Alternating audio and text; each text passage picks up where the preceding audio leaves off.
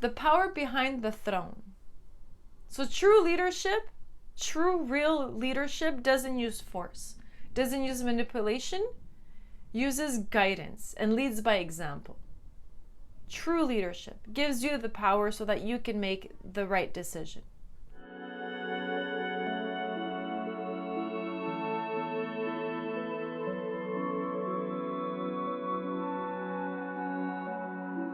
Hello and welcome back to my channel. I'm sorry I'm late. I lost track of time. It was my birthday. I saw many people. They say that other than your life path, in numerology, your birthday is when you close cycles and when you open new ones. And it's true. Some cycles, they just close on their own. I didn't even have to reach out to the person. It closed on their own. Some cycles I had to close myself, and some cycles are brand new. So it's crazy how it all happened during the week of my birthday. So now I'm back. And again, I'm truly sorry. I know this is very important. I really want to, be back on schedule with my videos. So I'm a little late, but now I'm catching up. We're Monday, and I'm shooting Gene Key number 7. So let's start. So a little recap. Gene Key number 6, we had the shadow of conflict. If you expressed it internally and you repressed it, you became over attentive. And if you were an extrovert and you're expressing this externally, you become tactless. So once you see that these two don't work for you, you hit the gift level. And the gift level is diplomacy. And diplomacy is when you can control the energy in the room by adjusting your own behavior and, controlling what you're putting out. And as a consequence, you get to control and calm down the energy and become diplomatic and take the higher road out. Once you're done on the gift level, because you also have to act diplomatic, you have to be diplomatic, so your existence is acting a certain way.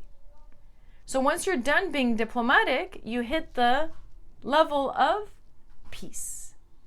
And during peace, there's no more conflict, and you've gone beyond diplomacy. You've hit the peace level of eternal peace.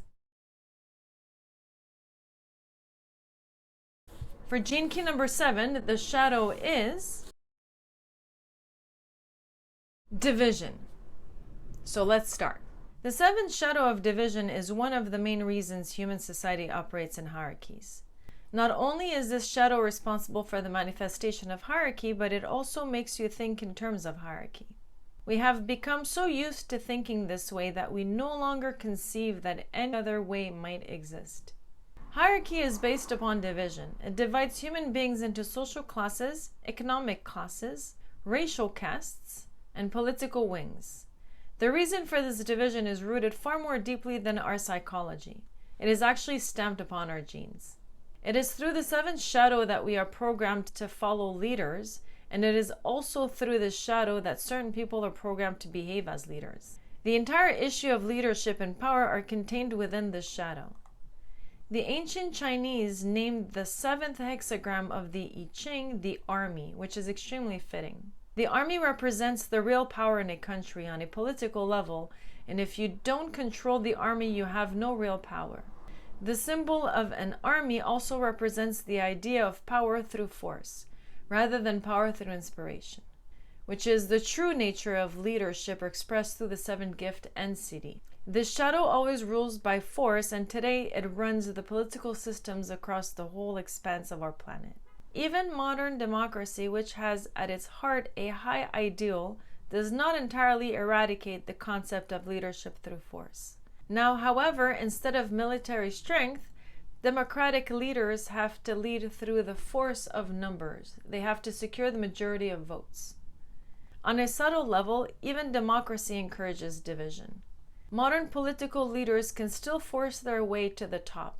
They can cheat, spin, or bend the truth, manipulate, and even buy their way into leadership.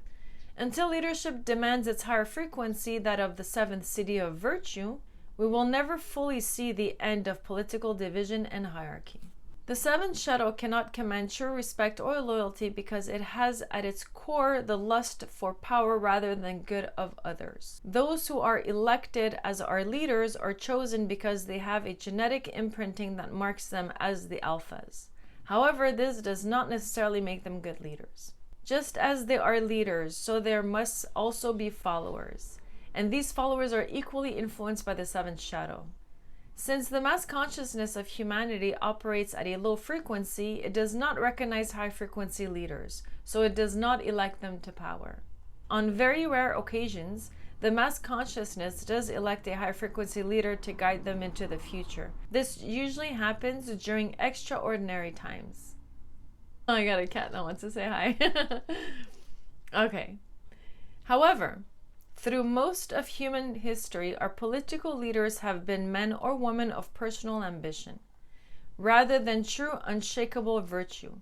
And the seventh shadow of division is not confined to the political world stage, but operates at all levels of society. The other reason for this is to be found in the 13th shadow of discord, the programming partner of the seventh shadow. The 13th shadow concerns the inability to attune to or emphasize with the heart of the people. It therefore undermines the principle of fellowship and trust between different groupings of human beings. On an individual level, you must be ever watchful of your own tendency to give other people authority over you. The seventh shadow usually does not see the hidden agendas of certain leaders until it is too late. It is all too easy to compromise your own authority to someone in a position of power or to someone with a great deal of charisma or personal charm. The mark of a true leader is one whose main interest is empowering you to lead yourself rather than binding you to them. The trick is to find a person who can truly listen to you. The real leader is the ultimate listener. He or she will empathize so deeply with your suffering that you will finally give yourself permission to embrace it without fear, which will enable you to transcend it. And the core of leadership at this shadow frequency lies the fear of losing power, which keeps hierarchy intact. In the business world, the seventh shadow of division is the norm. Wherever money is concerned, hierarchy is found to be at its most rigid. Like the army, orders come from the top and they are to be obeyed. There is very little room for trust or ordinary human intimacy in these kinds of businesses because the prime directive at their heart is to serve themselves and make money. The result can only be division. Division creates an attitude of every man for himself, or only slightly better, every business for itself. We humans really do not realize that there could be other ways to operate in the world. Our inability to think collectively is precisely what creates a world divided. Only the leader who cannot be corrupted by power has true power at his or her disposal.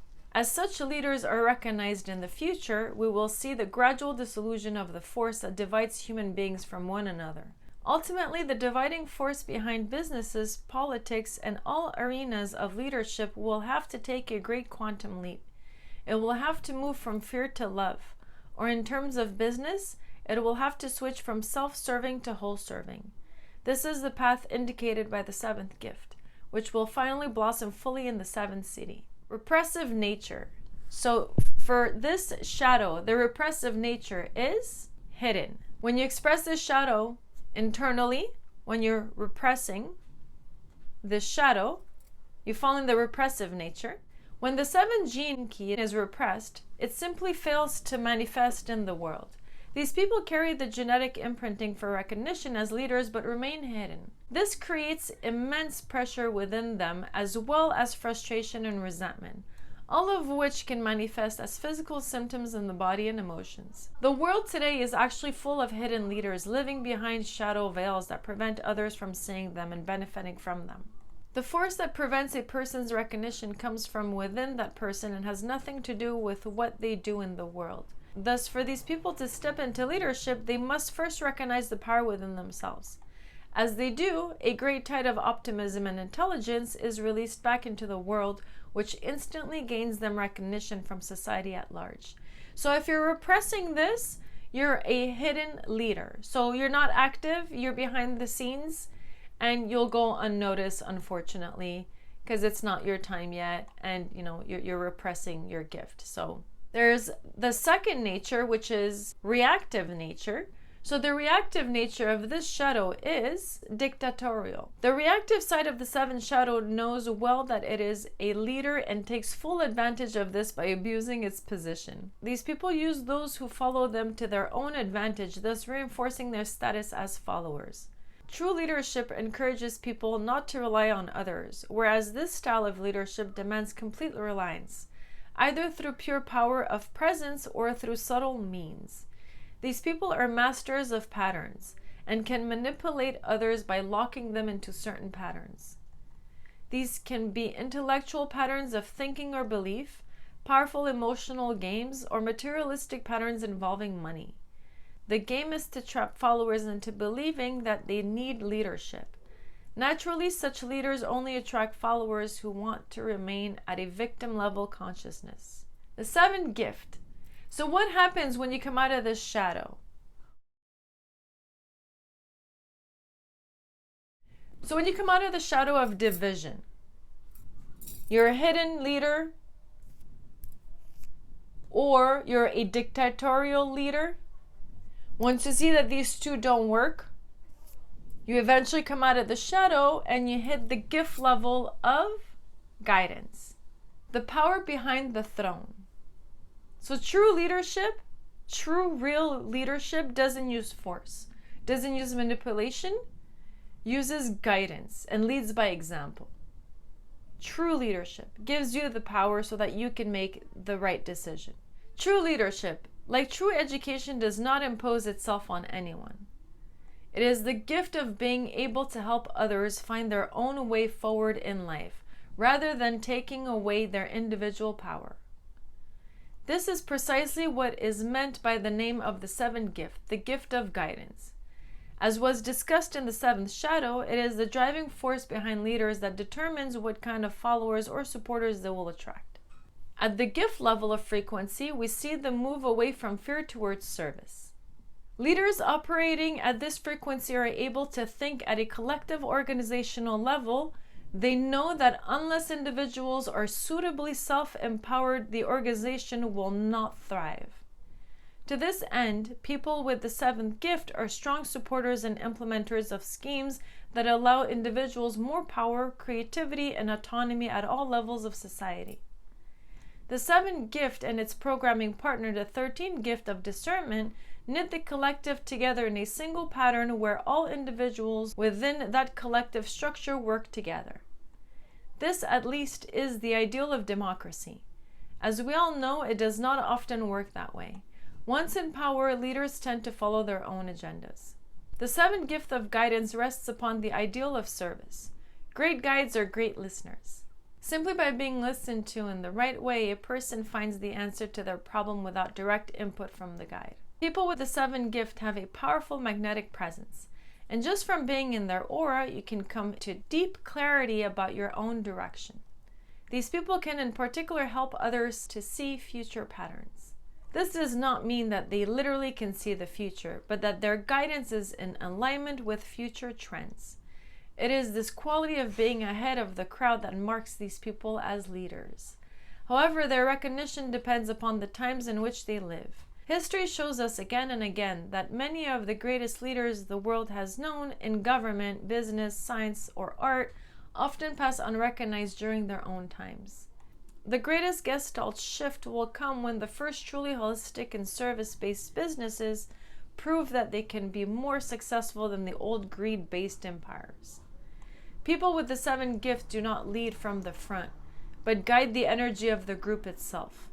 They create a space in which an organic team harmony can develop on its own with a minimal interference. They are often content to allow others with the requisite gifts to stand in the limelight while they lead quietly from behind the scenes. And in this sense, the seventh gene key is the archetype of the power behind the throne. This is the true meaning of guidance, trusting in the life process rather than forcing matters by taking control. This ability to surrender to life itself is the foundation of true leadership. The seventh siddhi. This is amazing. So once you're done being in the gift level, the seventh gift level of guidance, So you're guiding everybody, you're guiding the world, you're guiding yourself. So once you're done guiding, you hit the level of virtue, true virtue. And that's where you become virtuous. The 7th siddhi, virtue, repairing the world. The 7th siddhi is an energetic blueprint hidden inside each human being. At the gift level, we saw how the authoritarian style of leadership gave way to the more democratic style of the facilitator. Here in the 7th siddhi, we find visionary leaders, but far more importantly, we find virtuous leaders. True leadership is analogous with virtue. However, the world has seen very few true leaders. The 7th siddhi waits for specific times in history when the frequency of the mass consciousness is elevated enough for it to be recognized. If the conditions are not right, then these people pass unrecognized at a collective level of society, even though they may have great influence on a local level. In the I Ching, the sage Lao Tzu speaks about true virtue as it impacts society through the superior men. The secret of virtue lies in complete surrender to nature. Virtue is its own reward. Therein lies the other great secret of virtue. It lies beyond the need for recognition and beyond the need to be of service. Virtue is simply the unimpeded expression of nature through men or women living in their zenith. The 7th siddhi contains the seed of the future men and women, an archetype of perfected behavior that few normal people can live up to. The confusion has come about because people at lower levels of consciousness try to emulate the behavior of those in whom the siddhic state is flowering. This creates deep tension because virtue is a final flowering rather than a path in itself. The siddhi of virtue is a guiding purity that pulls humanity into the future. Every truly virtuous deed done by human beings represents an upsurge in the consciousness of the totality. This siddhi is in fact our insurance policy that we will never destroy ourselves. So this siddhi is our insurance policy that we're never going to self-destruct. Everywhere, every day, people commit small and often unseen acts of virtue, and the power of these acts are incalculable. They actually offset the power of chaos. The one in whom this siddhi manifests becomes the Adam Kadmon, the perfected vehicle of divine realization. At this level of consciousness, virtue becomes the intent of the universe expressed through a human being. At the root of all acts performed by such a being lies the pure force of virtue, and this virtue has the remarkable effect of repairing the world. The 7th siddhi allows a human being to see the certainty of the perfected future of mankind, and allows him or her to actually live within it. There is an interesting fugue played between the 7th siddhi and its programming partner, the 13th siddhi of empathy. This is best understood by the ancient symbol of the Ouroboros, the serpent eating its own tail. Whereas the 7th siddhi pulls us into the future, the 13th siddhi pushes from the past. These two great siddhis flower simultaneously in a human being, and they concern the collective destiny of mankind, with the 13th siddhi representing the seed at the beginning of time and the 7th representing the flowering at the end of time. These two siddhis have a mass of esoteric mythology connected to them. People in whom these states flowered act as energetic guides for the entire human race. The combined dynamic of virtue with forgiveness, devotion, and transparency sets the stage for a completely new phenomenon to be seeded in humanity: collective leadership. Collective leadership is a stage beyond individual leadership, in which leadership becomes an empathetically shared energy field between individuals, thus bringing an end to hierarchy. The 7th siddhi waits for a specific moment in time to awaken in the collective. In the book of Revelation, the 7th siddhi is represented symbolically by the opening of the 7th seal, which precedes the return of Christ consciousness. There are even deeper secrets here concerning the mythology surrounding the number 7. However, at this deeper level, we can perhaps see why the original Chinese hexagram was called the army.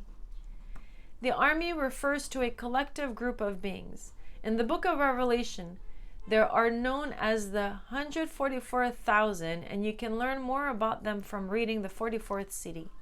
Essentially, this group of beings represent the genetic equipment through which higher consciousness will first touch down at a collective level on our planet.